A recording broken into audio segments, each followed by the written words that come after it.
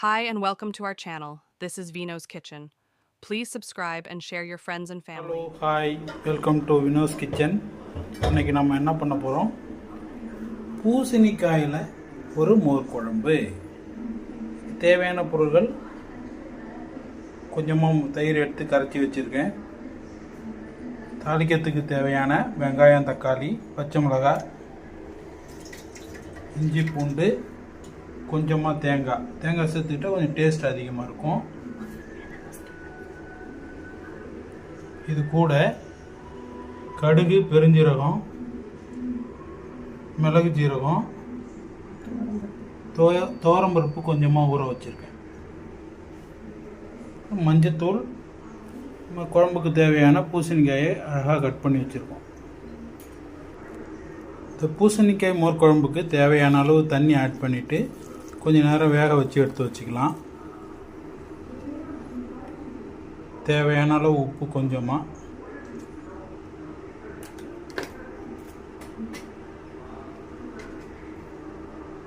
மஞ்சத்தூள் கொஞ்சமாக சேர்த்துக்கலாம். கொஞ்ச நேரம் இது வெந்துகிட்டே இருக்கட்டும். அது வரைக்கும் இந்த குழம்புக்கு தேவையான மசாலா விழுது அரைச்சி எடுத்துக்கலாம்.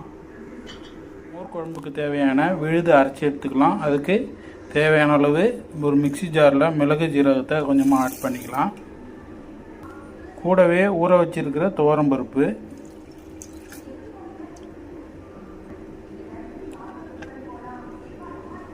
பூண்டு ஒரு 4 பல்லு,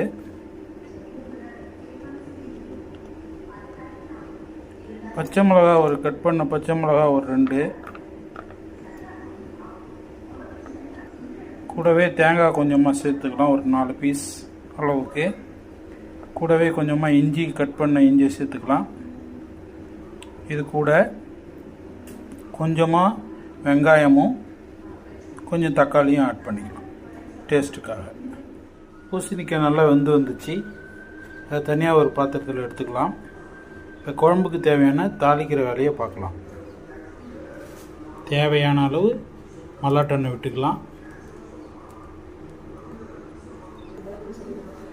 சரிங்க, எண்ணெய் சூடாயிடுச்சு. இதுக்கு இப்போ இந்த ஸ்டேஜில் கடுகு, பெருஞ்சீரகம் சேர்த்துக்கலாம். நல்லா அது பொரிஞ்சு வர்ற நேரத்தில் கூடவே வாசனைக்காக மற்றும் ஹெல்த்துக்காக கருவேப்பிலை ஆட் பண்ணிக்கலாம். மோர் குழம்புக்கு வரமிளகாய் நல்லாயிருக்கும். நான் காரம் அதிகம் வேணாங்கிறதுனால வரமிளகாய் அவாய்ட் பண்ணிட்டேன். நல்லா வதங்கி வந்துச்சு. அது கூட நம்ம என்ன தக்காளி, வெங்காயத்தை ஆட் பண்ணிக்கலாம். வரமிளகாய் சேர்த்துக்கிட்டால் டேஸ்ட் கொஞ்சம் நல்லா தான் இருக்கும். காரம் வேணாங்கிறதுனால வரமிளகாய் அவாய்ட் பண்ணி வெங்காயம், தக்காளி நல்லா வதங்கி வந்துச்சு.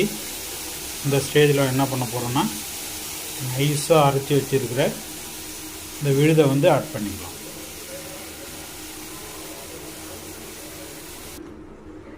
வேக வச்ச பூசணிக்காவில் கொஞ்சமாக தண்ணி இருக்குது. அது கூட சேர்த்து நம்ம என்ன பண்ண போகிறோம்னா இந்த மோர் குழம்புக்கு தேவையான அளவு தண்ணி சேர்த்து நல்லா கொதிக்க விட்டுக்கலாம். இந்த ஸ்டேஜில் நம்மளுக்கு தேவையான அளவு உப்பு கொஞ்சம் ஆட் பண்ணிக்கலாம். நல்லா கொதி வர்ற வரைக்கும் மீடியம் ஃப்ளேமில் வச்சுட்டு கொஞ்சம் மூடி வச்சுக்கலாம். இந்த கொஞ்சம் கொதித்த உடனே அந்த மூடி வச்சுருக்கிற பாத்திரத்தை எடுத்துருங்க. ஏன்னா தேங்காய் சேர்த்துருக்கிறதுனால பொங்கி வழிஞ்சிரும். இந்த கொதிச்சு வந்திருக்க இந்த ஸ்டேஜில் இதில் கொஞ்சமாக என்ன பண்ணுறோம்னாக்கா நம்ம தேவையான அளவு இந்த வேக வச்சுருக்கிற பூசணிக்காயை ஆட் பண்ணிக்கலாம்.